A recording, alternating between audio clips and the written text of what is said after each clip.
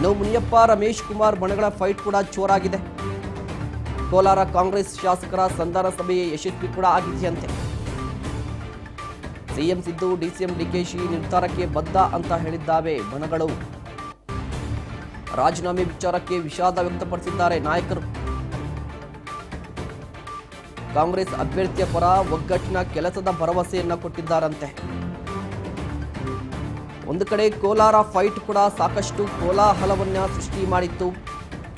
ಕೋಲಾರದಲ್ಲಿ ಯಾರಿಗೆ ಟಿಕೆಟ್ ಕೊಡಬೇಕು, ಕಾಂಗ್ರೆಸ್ ಟಿಕೆಟ್ ವಿಚಾರಕ್ಕೆ ಸಂಬಂಧಪಟ್ಟಂತೆ ಹಾಲಿ ಸಚಿವರಾಗಿರುವಂತಹ KH ಮುನಿಯಪ್ಪ ಅವರ ಹಳಿಯನಿಗೆ ಟಿಕೆಟ್ ಕೊಡಬೇಕು ಅಂತ ಮುನಿಯಪ್ಪ ಅವರು ಪಟ್ಟನ್ನ ಹಿಡಿದ್ರು. ಎಲ್ಲೋ ಒಂದು ಕಡೆ ಅವರಿಗೆ ಟಿಕೆಟ್ ಫೈನಲ್ ಆಗಿತ್ತು. ಆದರೆ ಅವರಿಗೆ ಟಿಕೆಟ್ ಕೊಡಲಿಕ್ಕೆ KH ಮುನಿಯಪ್ಪನವರಿಗೆ ಅಥವಾ ಅವರ ಕುಟುಂಬಸ್ಥರಿಗೆ ಟಿಕೆಟ್ ಕೊಡಲಿಕ್ಕೆ Ramesh Kumar and gang, Ramesh Kumar and team ವಿರೋಧವನ್ನ ವ್ಯಕ್ತಪಡಿಸಿತ್ತು. ಅದರಲ್ಲೂ ಕೂಡ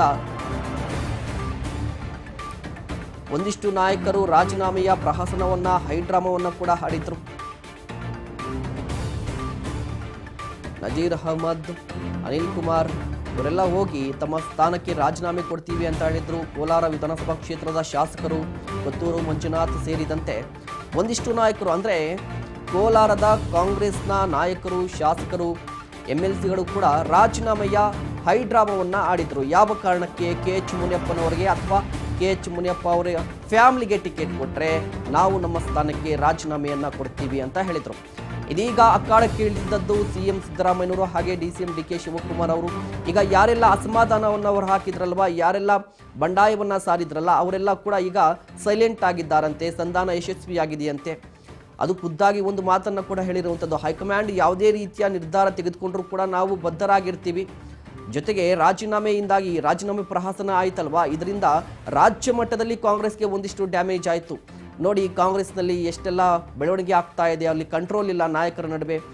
ಅಧ್ಯಕ್ಷರಿದ್ದಾರೆ, ಅಧ್ಯಕ್ಷರ ಮಾತಿಗೆ ಬೆಲೆ ಇಲ್ವಾ, CM ಇದ್ದಾರೆ, CM ಮಾತಿಗೆ ಬೆಲೆ ಇಲ್ವಾ, ಏಕಾಏಕಿಯಾಗಿ ಶಾಸಕರು, ಸಚಿವರು ಈ ರೀತಿಯಾಗಿ ಮಾತುಗಳನ್ನು ಆಡ್ತಾರೆ. ಶಿಸ್ತಿರಬೇಕಾಗುತ್ತೆ ಯಾವುದೇ ಒಂದು ಪಕ್ಷದಲ್ಲಿ. ಆದರೆ ಕಾಂಗ್ರೆಸ್ ಪಕ್ಷದಲ್ಲಿ ಶಿಸ್ತೇ ಇಲ್ಲ ಅನ್ನುವ ಆರೋಪವನ್ನು ಮಾಡ್ತಾ ಇದ್ರು ವಿಪಕ್ಷದವರು. ಮೇಲ್ನೋಟಕ್ಕೆ ಎಲ್ಲರೂ ಕೂಡ ಅದೇ ಅನಿಸುತ್ತೆ. ಯಾಕಂದರೆ ಕಾಂಗ್ರೆಸ್ ಅಧಿಕಾರದಲ್ಲಿದ್ದು ಸ್ಥಳೀಯ ಶಾಸಕರ ಎಲ್ಲ ಗಟ್ಟಿಯಾಗಿದ್ದರೂ ಕೂಡ ಒಂದಿಷ್ಟು ಮಂದಿ ಕೂಡ ಯಶಸ್ವಿ ಆಗಿದ್ರು. ಆದರೆ ಈ ಪ್ರಹಸನ ಎಲ್ಲೋ ಒಂದು ಕಡೆ ಕಾಂಗ್ರೆಸ್ಗೆ ಡ್ಯಾಮೇಜನ್ನು ಉಂಟು ಮಾಡ್ತಾ ಇತ್ತು. ಈಗ ಎಲ್ಲದಕ್ಕೂ ಕೂಡ ಬ್ರೇಕ್ ಬಿದ್ದಿರುವಂಥದ್ದು. ಅಸಮಾಧಾನಗೊಂಡಿದ್ದಂಥ ಶಾಸಕರ, ನಾಯಕರ ವಿಶ್ವಾಸಕ್ಕೆ ತೆಗೆದುಕೊಂಡಿದ್ದಾರೆ. ಜೊತೆಗೆ ಮುಂದಿನ ಲೋಕಸಭಾ ಚುನಾವಣೆಯಲ್ಲೂ ಕೂಡ ಒಂದಿಷ್ಟು ಒಗ್ಗಟ್ಟಿನ ಪ್ರದರ್ಶನವನ್ನು ಕೊಡ್ತೀವಿ ಅಂತ ಹೇಳಿದ್ದಾರಂತೆ.